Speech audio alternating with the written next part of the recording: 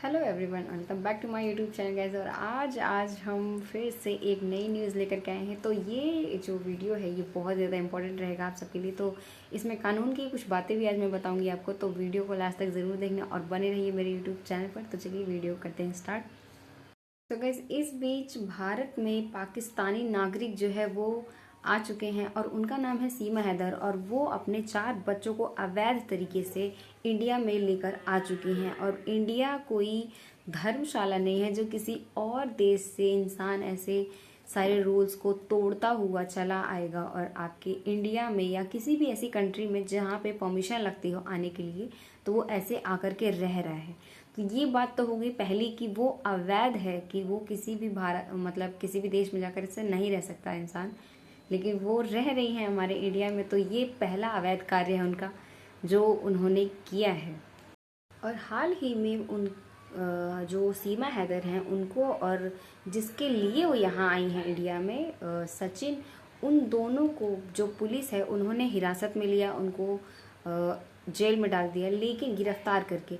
लेकिन जो अभी की अदालत है वो सशर्त उनको जमानत दे चुकी है और ये बात कह चुकी है कि अभी ये जेल में नहीं रहेंगे, मतलब हिरासत में नहीं रहेंगे, ये अपने घर जा सकते हैं। उनको रिहा कर दिया गया है इस वक्त। और भारतीय कानून के अनुसार सीमा हैदर जो है वो अवैध प्रवासी मानी जाएंगी, लेकिन बिना धर्म परिवर्तन किए वो सचिन से शादी कर सकती हैं, बिकॉज जो विशेष विवाह अधिनियम है उसके तहत वो उनसे शादी कर सकती हैं।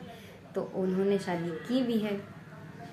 गाइस, आप सबको मैं ये बात बता दूं कि इंडिया में नागरिकता नहीं मिलती है अगर कोई अवैध प्रवासी इंडिया में आ जाए तो।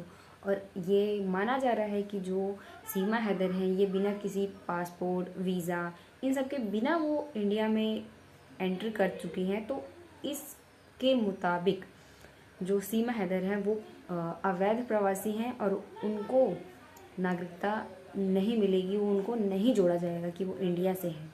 सो गाइस, जो अवैध प्रवासी होते हैं उन अवैध प्रवासी का मतलब ये है कि अगर कोई इंडिया से बाहर का व्यक्ति है वो इंडिया आना चाहता है, जैसे लाइक पाकिस्तान से ही कोई व्यक्ति यहाँ आना चाहता है, तो उसको पासवर्ड, वीज़ा की बहुत ज़्यादा ज़रूरत पड़ेगी। क्यों? क्योंकि उसको एक टाइम, नियमित टाइम मिलेगा यहाँ पर रहने के लिए, जिसके लिए वो पे करेगा पैसे। लेकिन अगर वो ऐसा नहीं करता है तो वो अवैध प्रवासी माना जाएगा। तो गाइस, दूसरा पॉइंट ये है कि जो वैध प्रवासी होते हैं जो अपने सारे पासपोर्ट, वीज़ा, हर एक चीज़ ले करके चलते हैं अपने देश से दूसरे देश, मतलब इंडिया में ही आते हैं, तो उस टाइम पे जो वो दे चुके होते हैं, अपने सारे डॉक्यूमेंट्स दे चुके होते हैं, दिखा चुके होते हैं, लेकिन जितने दिन उनको रहना है उससे जो आगे का समय बीतता है यहाँ पर रहने का, तब जाकर के वो अवैध की श्रेणी में आएंगे और उनको उस चीज़ के लिए कहा भी जाता है, इन्फॉर्म किया जाता है इस बात को स्पेशली कि, और अगर वो व्यक्ति भारत में अवैध तरीके से रह रहा है, प्रवास कर रहा है, तो उसके ऊपर कार्यवाही हो सकती है और वो अवैध प्रवासी के श्रेणी में आता है। तो अब सबके मन में सवाल ये होगा कि क्या जो सीमा हैदर हैं उनके खिलाफ में कोई कार्यवाही हो सकती है, क्या उनको सज़ा मिल सकती है? विदेशी अधिनियम 1946 और पासपोर्ट भारत में प्रवेश अधिनियम 1920 के तहत अवैध प्रवासी जो है उसको कैद हो सकती है, उसके ऊपर कार्यवाही हो सकती है, और अगर वो ऐसा करता है तो, या ऐसा करता पाया जाता है।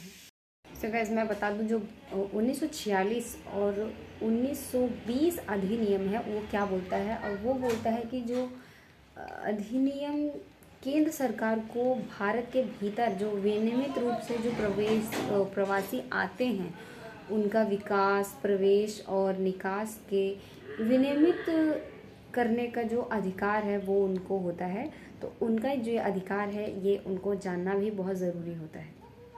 सो 2015 से और 2016 में जो केंद्र सरकार ने अवैध प्रवासियों के कुछ समूहों को 1946 और 1920 के अधिनियमों के प्रावधान से छूट देते हुए 2 अधिसूचनाएं जारी की थी कि वो जो अफ़गानिस्तान जो समूह थे, जो अफ़गानिस्तान, बांग्लादेश और पाकिस्तान से आए हुए हिंदू, मुस्लिम, सिख, बौद्ध, जैन ईसाई और भी कई लोग जो 31 दिसंबर 2014 में जो भारत आए थे, उनके लिए ये छूट दी गई थी। तो गाइस इसका मतलब ये है कि जो उस टाइम पे जो ये सारी घटनाएं हुई हैं, तो इस घटना के बाद का जो रिजल्ट है वो ये है कि वो अवैध प्रवासी हैं, पहला।